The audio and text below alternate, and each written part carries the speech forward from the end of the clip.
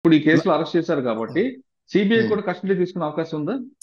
Yes, definite గా. ఇంకోటి problem ఏంటంటే సిబిఐ వారు అక్యూజ్ కింద చేసిన సిబిఐ నుండి 41A నోటీస్ ఇచ్చారు. బికాజ్ అది ప్రొసీజర్ ఫాలో కావాల్సిందే.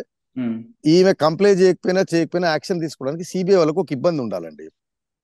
జనరల్ కన్సెంట్ తెలంగాణలోకి రావడానికి అది జీవో పాస్ చేసి రద్దు చేసింది కేసీఆర్ గారు గవర్నమెంట్, పోయిన గవర్నమెంట్. సో దాంతో ఏమన్నా అంటే దానిలో కూడా చిన్న అంబిగ్యూటీ ఉందండి. జనరల్ కన్సెంట్ స్టేట్లు రద్దు చేసినప్పుడు రూల్ ఏంటిదంటే స్టేట్ లో జరిగిన నేరాలకి సిబిఐ ఎంక్వైరీ చేయడానికి వీల్లేదు.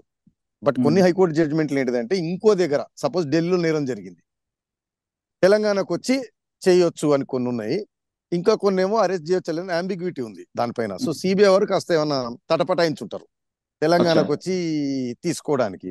సో ఇప్పుడు ఈడీ వాళ్ళు తీసుకొని ఢిల్లీకి తీసుకెళ్లారు కాబట్టి రేపు ఎల్లుండి అయిన తర్వాత సిబిఐ వారు కూడా కోర్టులో పిటిషన్ ఇస్తారు కస్టడీ ఇమ్మని చెప్పి. అంటే మీరు చెప్తున్నట్లుగా ఢిల్లీ పోలీస్ యాక్ట్ ప్రకారం సిబిఐ నడుస్తుంది కాబట్టి మీరు అన్నట్లు చిన్న ప్రాబ్లం వచ్చి ఉండొచ్చు. కానీ ఇప్పుడు ఆమె డైరెక్ట్ గా ఢిల్లీ వెళ్ళింది కాబట్టి ఈజీగా ఈ కేసులో కూడా ఆమె రిమాండ్ యా ఇప్పుడు సిబిఐ వారు కూడా కస్టడీ 100% తీసుకుంటారు. ఎందుకంటే 41 నోటీస్ ఇచ్చారు, she did not comply. Okay. కానీ ఆ కవిత కేటీఆర్ అన్నట్లుగా సుప్రీంకోర్టులో ఉంది, ఇప్పుడు పెండింగ్ ఉంది కాబట్టి అరెస్ట్ చేయడానికి ఇది లీగల్ గా కాదు, ఇల్లీగల్ గా వెళ్తున్నారు, మీరు రేపు పొద్దున్న మేము ఖచ్చితంగా కేసు సుప్రీంకోర్టులో వేస్తాం, మీరు ఫిక్స్ అప్ అవుతారని ఆయన వార్నింగ్ ఇచ్చినట్టు తెలుస్తుంది. దీనికి రెండు విషయాలండి. ఒకటి, ఇప్పుడు అదే నేను చెప్పింది, అందరూ ఏమంటారు న్యాయశాస్త్ర కోవిదులు అయిపోయి మాట్లాడారు. ఆయన ఇప్పుడు సుప్రీంకోర్టులో ఎటువంటి ఆర్డర్ అయితే లేదు. బట్ వీళ్ళ కంటెన్షన్ ఏంటంటే ఓవరాల్ గా ఏదో సుప్రీంకోర్టు అంది ఈడీకి సంబంధించిన అడ్వకేట్ అండర్టేకింగ్ ఇచ్చారన్నారు. అది నేను చూడలేదు, ఎవరు చూడలేదు. అది ఉండగా వీళ్ళు చేయరండి. సో దాంట్లో ఏదో అంబిగ్యూటీ ఉంది, దాంట్లో ఏదో లొసుకుంది కాబట్టి అరెస్ట్ చేశారు. వన్. రెండోది, ఈ will not take coercive steps అనేది యూనివర్సల్ కాదండి. మీరు కోఆపరేట్ చేయట్లేదు లేదా మీరు పారిపోయే అవకాశం ఉంది, మీరు ఎవిడెన్స్ ట్యాంపర్ చేస్తున్నారు అనుకోండి, అవి వర్తించవు. ఏదేమైనా వీళ్ళు సుప్రీంకోర్టు రేపు వెళ్ళిన తర్వాత ఇక్కడ బెయిల్ వేసుకోవాలా, సుప్రీంకోర్టులో హౌస్ మోషన్ మూవ్ చేయాలనేది ఇప్పుడు సేమ్ చంద్రబాబు నాయుడు గారి కేసు లాగా ముందే చెప్పినట్టు ఆయనకు ఆరోగ్యం బాగాలేదంటే మేజిస్ట్రేట్ గారే బెయిల్ ఇచ్చేది. రకరకాల టెక్నికాలిటీలు పట్టుకొని సుప్రీంకోర్టుకు వచ్చి హియరింగ్ అయ్యే లోపల పుణ్యకాలం కాస్త గడిచిపోతుంది.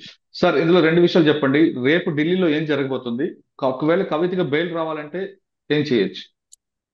రేపు వేయంగానే ఒకటండి, రిమాండ్ ని అబ్జెక్ట్ చేయటం.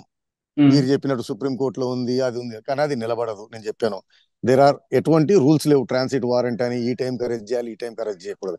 సెక్షన్ 19 ప్రకారం ఏంటిదంటే ఎన్ఫోర్స్మెంట్ డైరెక్టర్ సంబంధించిన designated officer believes that this person he's committed an offence, నేరం చేశారనుకుంటే అరెస్ట్ చేసే పవర్స్ ఉంటాయి. ఓన్లీ రిక్వైర్మెంట్ ఏంటిదంటే అరెస్ట్ గ్రౌండ్స్ ని ఇవ్వాలి, హ్యాండ్ ఓవర్ చేయాలి.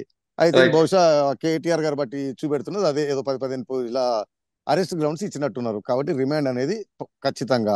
సెకండ్, బెయిల్కి వచ్చే వరకు అగైన్ మళ్ళీ చెప్పింది, పిఎంఎల్ యాక్ట్ లో bail conditions very very stringent. Prima facie accused అంటే ముద్దాయికి ఈ నేరంతో సంబంధం లేదు, ఇది వదిలేస్తే మళ్ళీ ఈ నేరం రిపీట్ చేసే అవకాశం లేదు. ఈ రెండు ప్లస్ సిఆర్పిసిలో రెగ్యులర్ బెయిల్ కండిషన్లు, ఏది ఎవిడెన్స్ ట్యాంపర్ చేయరు, విట్నెస్ లను థ్రెటన్ చేయరు. అయితే so very very very very difficult to get bail అండి. ఎందుకు, ఆయన అభిషేక్ బోయినపల్లి ఉన్నాడు, ఆయన అసోసియేట్ మాత్రమే. ఆల్మోస్ట్ 2 years నుంచి ఆయన మర్చిపోయారు, వీళ్ళు కూడా మర్చిపోయారు. నాకు తెలిసి బహుశా ఆయన కుటుంబ సభ్యులు కూడా మర్చిపోయినట్టున్నారు. అదే అండి, సేమ్ కంటెన్షన్ మీద ఆయన కూడా సుప్రీంకోర్టు దాకా వెళ్ళాడు.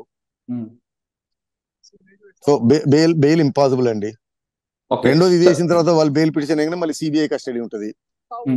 ఎందుకంటే సిబిఐ అసలు వీళ్ళు సుప్రీంకోర్టులో ఫస్ట్ టైం ఈడీ చెప్పింది ఏంటంటే మేము విట్నెస్ కింద కాదు ముద్దాయి కింద పరిగణిస్తున్నామని చెప్పినట్టుంది ఒకసారి సుప్రీంకోర్టులో.